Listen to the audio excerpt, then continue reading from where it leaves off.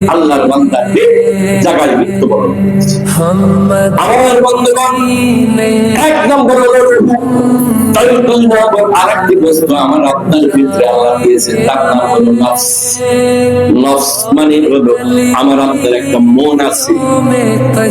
বিবাহ অনুষ্ঠানে দাওয়াত দিয়েছে, চেয়ারম্যান সাহেব যাচ্ছে না, সবাই গাড়ি নিয়ে অপেক্ষায়, বুঝে কি ব্যাপার, চেয়ারম্যান আসছে দেখেন, চেয়ারম্যানের মোবাইল তো বন্ধ।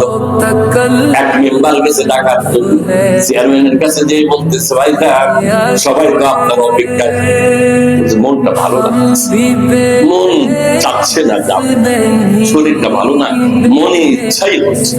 তাহলে বোঝা গেল মন বলে একটা জিনিস আছে, তার নাম হলো নফস।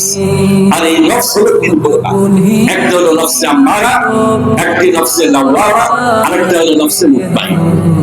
কোরআনুল কারীমে এসেছে ওয়াইন্নান নাফসা লাআম্মারাতুন বিসসু,